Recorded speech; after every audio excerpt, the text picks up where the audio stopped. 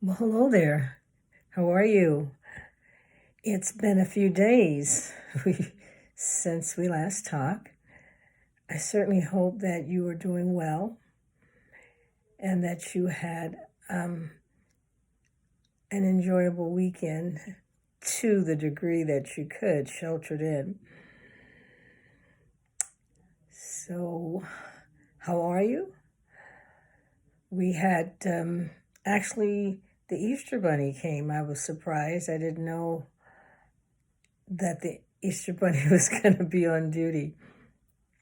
But that was a nice little treat in the middle of a different road. So, this is Resilient Lives coming to you on this Monday evening.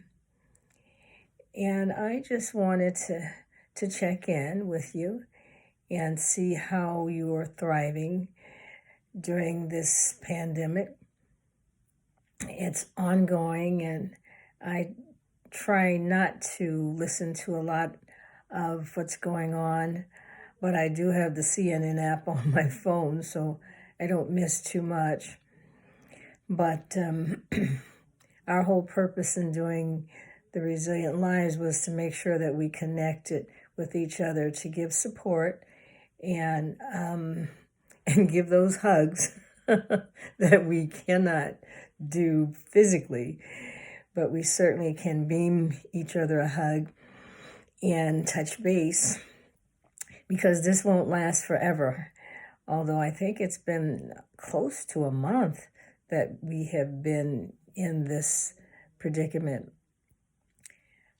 So I'm trusting that you're hanging in there. And today I just want to explore some thoughts I had on Saturday, which I thought I was going to write and talk about, but I didn't. And so it was about Easter weekend, because on Easter weekend, of course, the familiar story is on Friday, Christ is crucified, and then he died and on the cross, and he's buried. And then on Sunday, he rises. And so we know how the story ends. But the thought that I was pondering on Saturday was just thinking, if I had been there so many years ago, and this person that you cared for is buried, you don't know what you don't know, so your hearts are broken. And I was thinking about the buried experience, the down under experience. Now, it brought me to another thought, because there is an author who did a PBS program called The Hero's Journey. And according to this author, Joseph Campbell, he talks about the hero's journey. And in the hero's journey, all of the heroes, and he speaks about, of course, Jesus and Joseph and a lot, even heroes in different cultures. But what they have in common is, at some way along the journey, they have an experience where they have to go under. Joseph was put in a well, and so the whole point is, in going on your life's journey, you're going to experience things that are going to have to make you go down in the valley, So life is made up of valleys and peaks and highs and lows. And so I was just thinking about the valley experiences, because so often those are the experiences that get to us. When they happen, they don't make sense. We try to make sense out of it. And said, this doesn't make any sense. Why is this happening? I'm angry. I'm sad.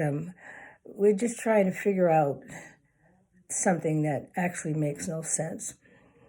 It made me also think about a time when I was at the beach with my granddaughter, and she was interested in showing me a sand crab and how it burrows into the wet sand. And when the waves started to come, the sand crabs start digging and going deep down in the earth. And it was interesting because it just seems like all of the animals have within themselves some way of dealing with adversity and when crises strike. But we as humans, well, what do we do? What do we do? So those three examples have to do with being buried under, or when the tide comes in, it ebbs and flows. Each of these things we're talking about, these down under experiences and the emotions that you go through. I mean, if you're on a journey and if you're gonna be a hero, then I would assume that you have made it through the journey. But along the journey, you are learning different things. You're learning how to cope. I mean, some of these experiences are almost makes you feel like you're just losing your whole basic foundation of who you are. In some cases with this pandemic, people have lost their jobs and people have lost people. I mean, it's just saddening, and they've lost who they feel that they are. And so in the midst of this, it becomes necessary to try and reestablish a new identity, which doesn't come immediately because you're dwelling right there in the down under experience. And so how do you deal with that? Because you've been so used to having some kind of camaraderie with your friends, you've been used to having support, you've been used to having your community and your work community, and so we're just exploring this down under experience because we think that eventually we'll come out of this. So there is hope.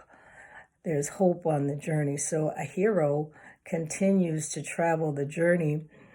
It's like you're not where you used to be. You're in the middle and you haven't gotten to the new norm. So you're just in this state of limbo. But we're trusting that each of us are going to continue to hang in there and support each other and make it through this. And so how should we think about doing that? Well, I suppose we need to lead an intentional life. We need to have some structure, because if we're just going to lay in the bed and cry until this is all over, then this is not going to work. We are so wonderfully made. Our bodies react to any little emotion. So somehow, if we can do things that bring us joy, then of course that's going to trigger those hormones within us, the joy, those mood regulators. And we want to send support to our people. So I just want you to ponder the thought of how to handle this down under experience and feel the love and support that we are giving each other. I trust that you have a vital friend, hoping that you're making that call to check on that person and see that they have love and hope, because eventually this is going to end. But what this experience is doing is we know that all things work together for good, supposedly. All of our experiences make us the people that we are. And so we're trusting that on this hero journey that we will come out heroes, we will come out stronger than we were before if we hold the course. So take care, and I hope to talk to you again real soon. Bye now.